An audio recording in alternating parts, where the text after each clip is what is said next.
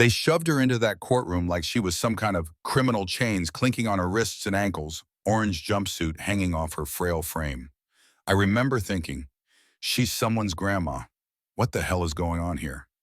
Judge Linda Prescott didn't even flinch. Order in the court, she barked, eyes cold and sharp. Then she looked right at the woman and said, Ms. Thompson, step forward. The bailiff pushed her hard. I saw her stumble, but she didn't fall.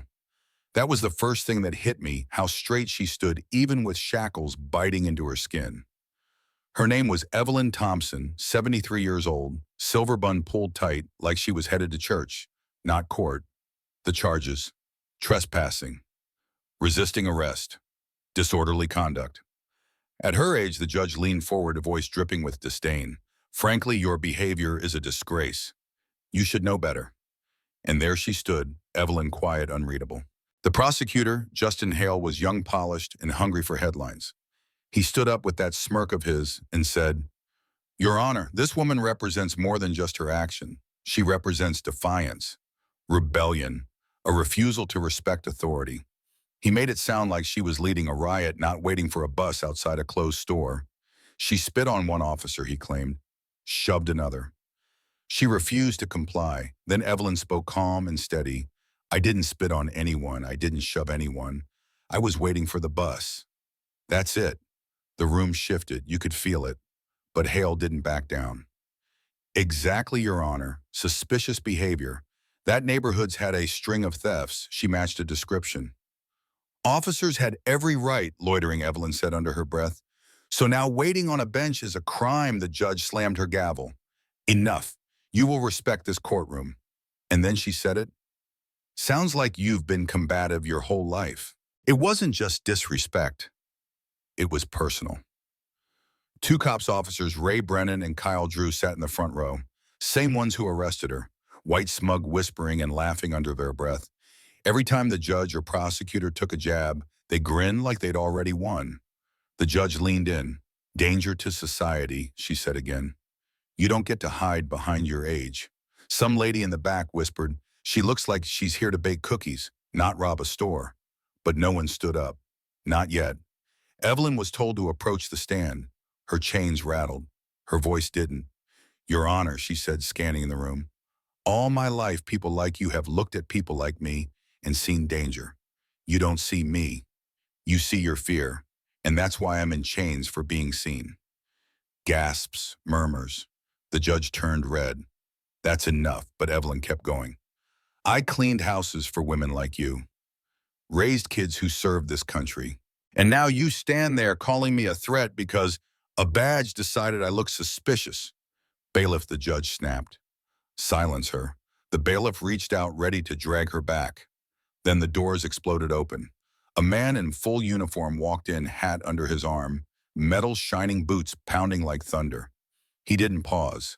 He marched straight to the front, stood tall, and declared, Commander Patrick Gaines, U.S. Navy. I'm here to testify. The courtroom froze. Commander, this is highly irregular, the judge began. No. Your Honor, he cut her off. What's irregular is parading a war hero in front of this court like she's a criminal. What's irregular is shackling a Medal of Honor recipient for waiting at a bus stop. Silence. Complete uneasy silence. He dropped a leather case on the table, opened it. There it was. The Medal of Honor. Next to it, her service record. 3 tours in Vietnam, 2 in Iraq, 1 in Afghanistan. Combat photos. Commendations. This woman, he said, pointing to Evelyn, is Sergeant Major Evelyn Thompson. Retired U.S. Army. She carried wounded men through enemy fire. She dragged 2 soldiers out of a burning Humvee. She bled for this country. And you dare call her a danger to society? The room gasped. Even the judge couldn't speak. Then he turned to the 2 officers. You knew who she was, didn't you? We didn't, Brennan stammered. You didn't care, the commander shot back. You saw a black woman and decided she didn't belong. That was enough for you. The gallery erupted in murmurs, disgust, shock, rage. The judge, shaking now, turned to the bailiff. Place those officers under arrest, chains clinked. Not on Evelyn this time, but on Ray Brennan and Kyle Drew.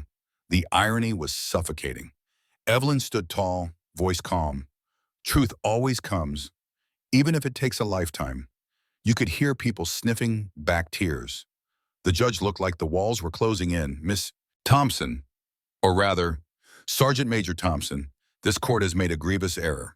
All charges are dismissed. Your record will be expunged. And she paused. I offer the court's deepest apology. Then she turned to the prosecutor. Mr. Hale, your negligence is unacceptable. You're suspended pending state review. His face went ghost white. But Evelyn didn't gloat, didn't smile. She just stared at them, judge-prosecutor. Interns sitting stiff in the back like a teacher disappointed in a class that should have known better. You dragged me in here like a criminal, she said. But the real danger is how easy it was for you to believe it. To see an old black woman and assume the worst. That danger is alive in this courtroom. It wears a robe, it wears a badge, it wears a suit. That line cut deep. Some of the interns lowered their eyes. One even wiped a tear. Evelyn turned to the gallery. Some of y'all laughed when they chained me. Remember that next time you see someone who looks like me. Ask yourself, would you dare chain a soldier who carried your freedom on her back? Commander Gaines stepped forward, holding the medal. With your permission, he said, I'd like to return this. Evelyn looked down at it, saw her reflection in the gold, then shook her head. I didn't fight for medals. I fought for a country that still looks at me and asks me to prove I belong. Keep it. Let it remind the next generation what justice should look like. Then she turned and walked. As she passed, the two officers now cuffed and slouched. Brennan caught her eye. He didn't say a word. And Evelyn. She didn't sneer, didn't even blink. Now you know how it feels. Those words were quiet, but they echoed louder than any gavel in that room. Outside, the press waited, cameras flashing, microphones ready. But she didn't stop to speak. She didn't need to. Her truth had already been spoken. She reached the courthouse steps, looked back once, and said to no one in particular, don't mistake silence for weakness. Some of us fought wars you'll never understand. And then she walked away. If you're still here, still listening, then I need to ask you, have you ever seen someone judged just by how they looked? Did you speak up or stay silent? Drop your thoughts in the comments. Because Evelyn's story isn't just about justice, it's about the price of silence and what it takes to finally break it. They shoved her into that courtroom like she was some kind of criminal, chains clinking on her wrists and ankles, orange jumpsuit hanging off her frail frame. I remember thinking, she's someone's grandma. What the hell is going on here? Judge Linda Prescott didn't even flinch. Order in the court, she barked, eyes cold and sharp. Then she looked right at the woman and said, Ms. Thompson, step forward. The bailiff pushed her hard. I saw her stumble, but she didn't fall. That was the first thing that hit me, how straight she stood, even with shackles biting into her skin. Her name was Evelyn Thompson, 73 years old, silver bun pulled tight like she was headed to church.